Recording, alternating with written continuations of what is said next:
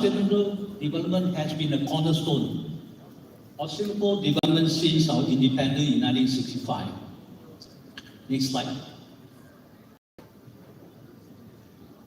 What we did was to adopt a whole of a nation approach by embedding sustainability across our national policies and in our everyday life. So in 1992, we introduced the Singapore Green Plan. And in 2021, we updated the plan and we call it the Singapore Green Plan 2030. This is a national agenda to strengthen our commitment under the 2030 agenda and the Paris Agreement. Next slide. This is the Singapore Green Plan 2030.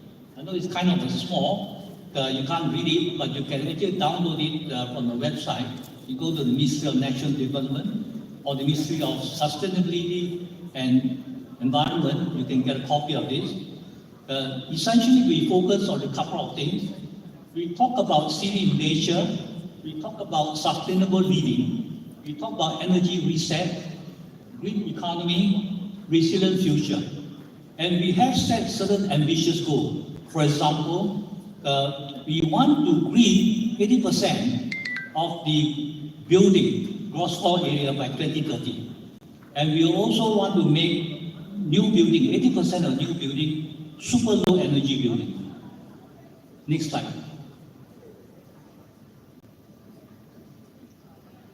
The second thing that we do is to leverage digitalization, which is really a key enabler of SDG. The onset of COVID-19, in fact, forced us to quickly adapt and to harness technology to support our nationwide pandemic response. We distributed vaccine, we got masks, and also streamlined business processes, and also contact tracing. We adopt the home-based learning for our students during the pandemic, and also work from home for business. Next slide. The third thing that we do is to build resilience against external shocks. Now, Singapore is heavily dependent on trade, and we are affected by global supply chain disruption. In fact, more than 90% of our food come from over 170 countries. So we established a 30 by 30 goal. What is this 30 by 30? To build our own local agri-industry capability to produce 30% of our nutrition need by 2030. And on the energy front, Singapore continues to harness all the 4 different types: the natural gas, solar energy, regional power grid, and energy, and emerging low carbon alternative. Next slide. Now, the fourth approach that we did was to address existential threat of climate change. Yesterday, we heard the keynote speaker talk about climate change as the most pressing global challenge confronting humanity. Now, Singapore has a small and low-lying island. It is particularly vulnerable to the impact of climate change, whether it's rising temperature, or whether it's sea level rise, or even weather events. For example, over the decades, we find that there is a slight increase of 0.24 degrees centigrade in temperature. And also over the last 28 years, we found that the sea level has gone up by 3.5 mm per year. And unfortunately in Singapore, although much of the land is at least 15 meters above the sea level, but there are 30% of it is below 5 meters. And that's a threat for us. Next slide. The last thing that we do is to support international effort to achieve SDG. We believe more important than ever to forge collaboration with other countries to confront the shared challenges. We support efforts to implement SDG at both international and regional level. Now, the Singapore Cooperation Program It's a program for capacity building. It's a platform where we share our development expertise and experience with our fellow countries.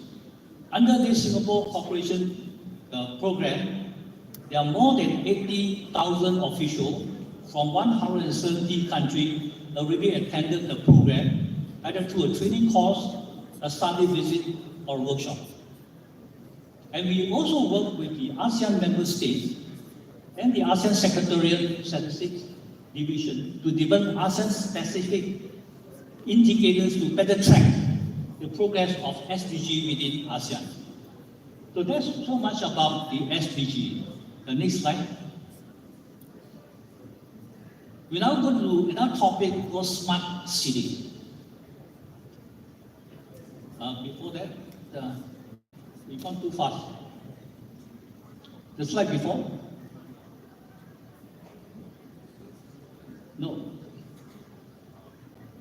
Before. Okay, stop. Can you go one slide before?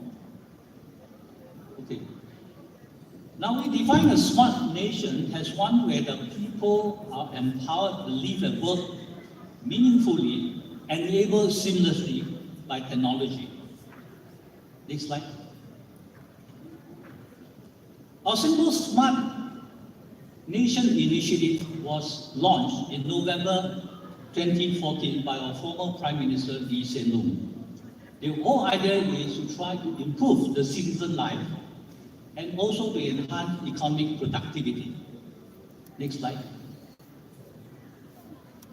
So the question is, why Smart Nation initiative? Because we are one of the pioneers in introducing Smart Nation. Now, since independence, which I mentioned earlier in 1965, with limited land and natural resources, we have been transformed, or we have progressed from a trading port to a global city over the years. And Smart Nation is an integral part of our Singapore next phase of building and development. And it is also a means through which Singapore could explore potential new areas of growth. And you can see the picture there. In 1960, that is Singapore. On the left-hand side, on the right-hand side, that is Singapore today. Next slide. So what is the Singapore approach in trying to develop smart city? Again, we follow that which we have used in sustainability, the whole of nation effort, involving every government agency, every business, and also our people. And in order to achieve this goal, we set up 3 different plans. One is the digital economy, digital government, and digital society. Next slide. On digital economy, we take advantages of the latest technology to digitalize processes and to drive business growth. So our 3 strategies is this: digitalize the industry and businesses, develop an ecosystem to help the business to stay competitive, and to transform the infocom media industry. Next slide. Digital government, it harnesses technology to transform how its people and the business live, work, and play. So every industry, business, and government agency is supposed to speed up their digitalization effort and building a society of digitally ready citizens and communities. Next slide. Digital society empowers everyone with a fair chance of succeeding despite their differences. So what the government do is to make this happen by making technology more accessible to people, improving the Singapore digital literacy, drive widespread adoption of technology, and designing inclusive digital services. Next slide. So these are some of the applications and the projects that we have introduced for health, transport, business productivity, public sector services, home and environment. And if you look at it at the bottom there, the Punggol Smart Town. Again, some of you who have visited Singapore last year, on your technical visit, we have brought some of you. Now I'm going to talk about the use of AI in Smart Nation. As a smart nation, we actually aspire to be at the forefront, to set the pace, and to drive global innovation and conversation in technology, including AI. So in 2019, we introduced the first national AI strategy and outlined the plan to use AI to transform our economy. So our early investment in AI have involved about 150 teams of R&D and also 900 startups exploring different new ideas with AI. And as a result, significant breakthroughs have come about in the development of new products and enhanced capability. In 2023, we launched the Singapore National AI Strategy 2.0. Next slide. So our 2.0 strategy is really to change our focus. We want to change from opportunity to necessity in the sense that from the opportunity, the risk that is brought forward by AI today tell us that it is really indispensable for continued growth and prosperity. And therefore, we must master AI rather than use it as accessory. Second, from local to global, Singapore must operate with a global outlook for AI. In other words, we connect the global network, pooling resources among like-minded countries to overcome the complex challenges and difficulties. Third, from project to system, instead of just focusing on project, we now want to further enhance our capability and infrastructure and to manage the impact of AI across various sectors in the economy and the society at large. Next.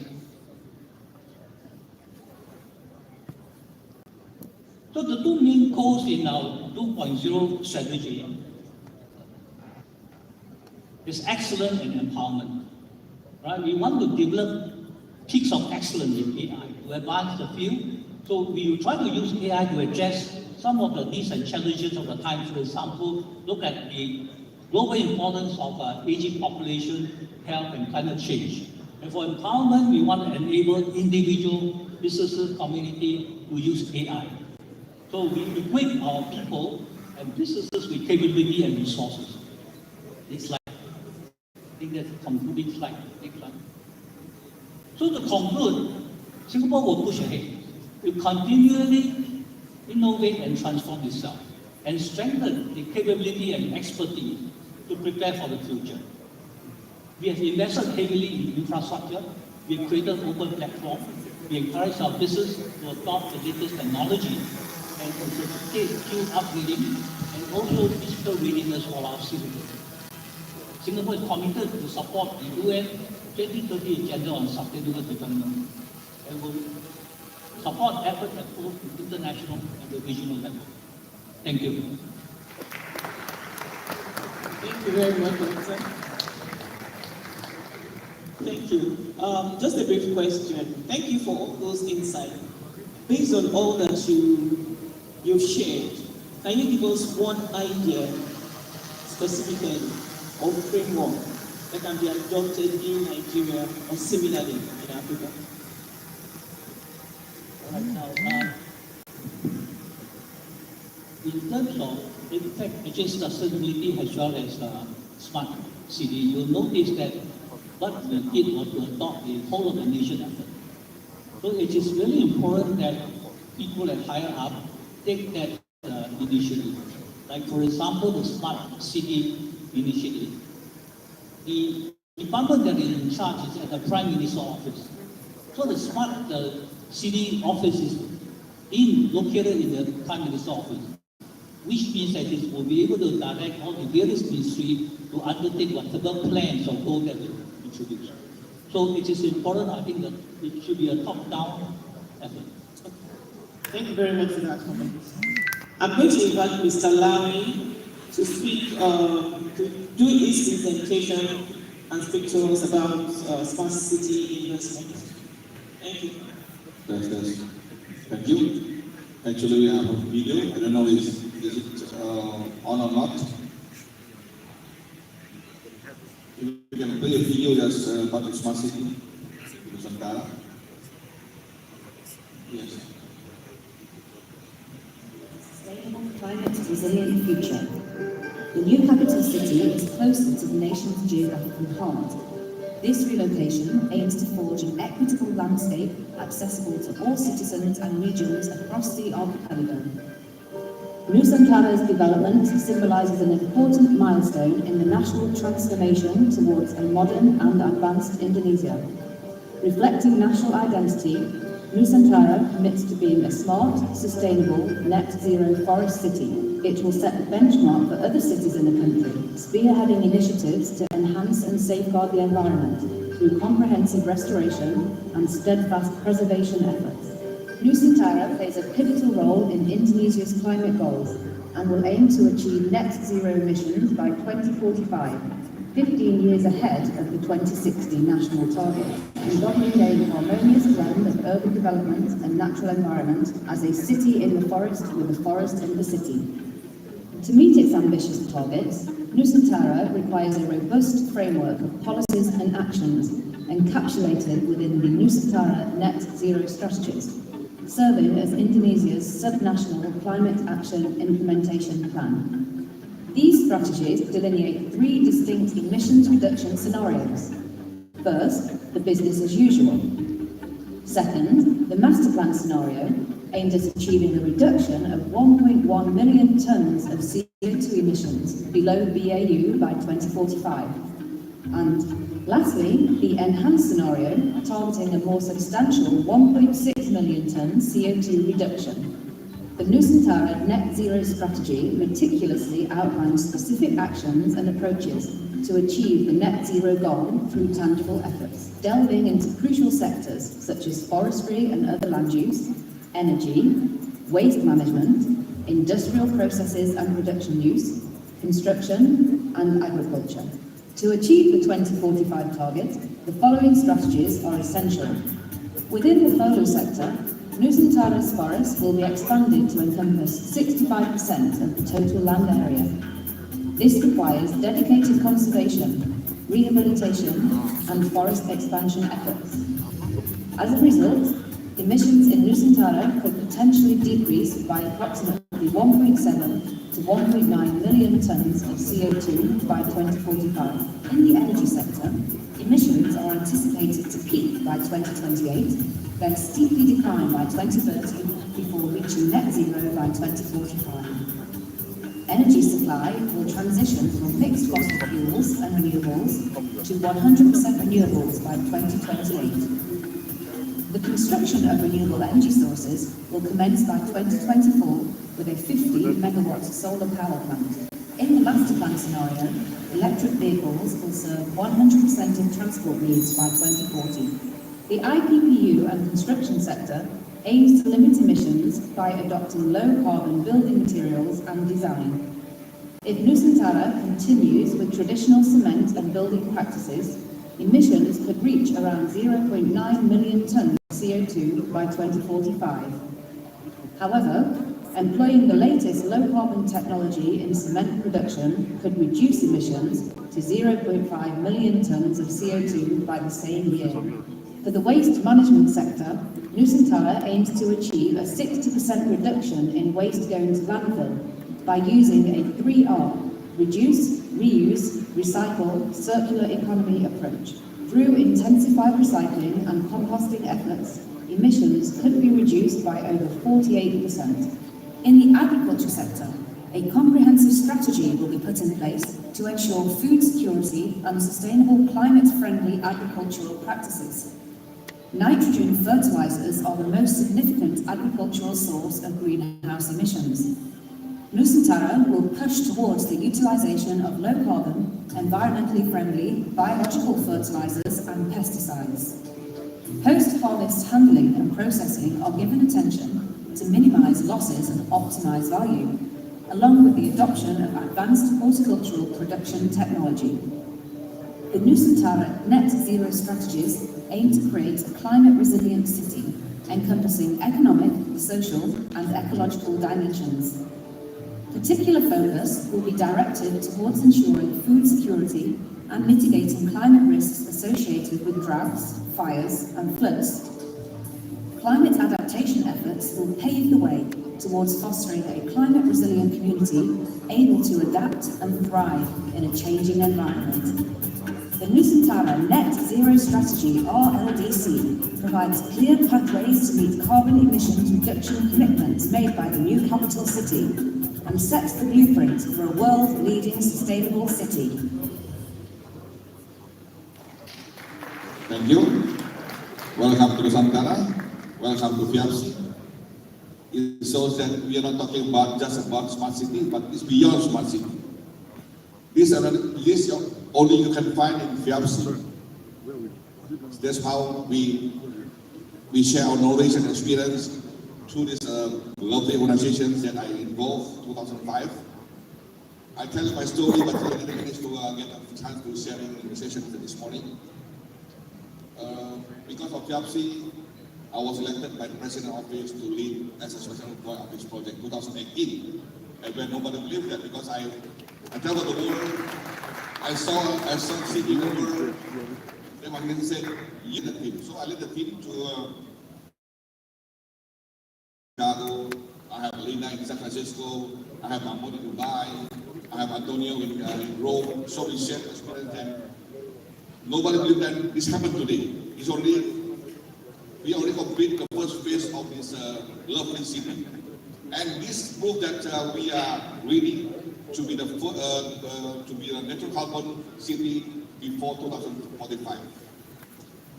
And I myself, because of FIAPCI, I managed to build to bring $2 billion USD project, no joke. It's come from China, Hong Kong, Japan, Korea, and also by Hermano Presidente, Spain, and Hungary can still come because it's a playground for you to experience, to practice your technology, your knowledge, your expertise, how to make it a more sustainable and green through this new city.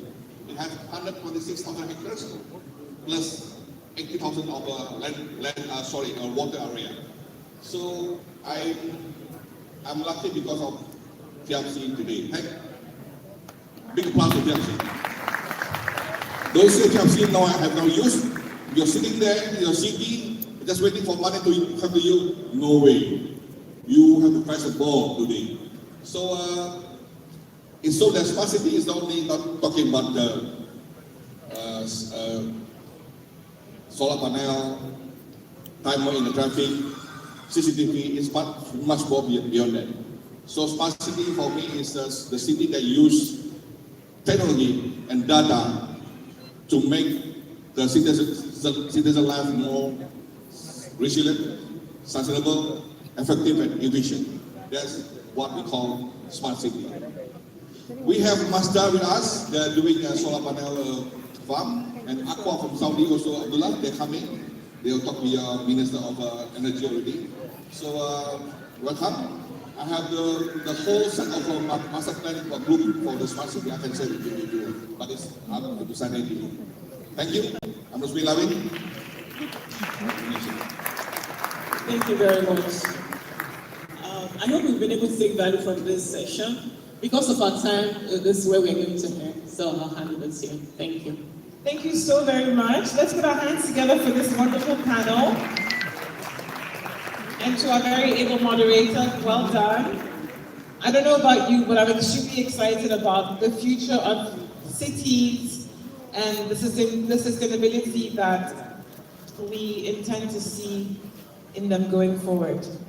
So there is yet another presentation of gifts, and Frank will call upon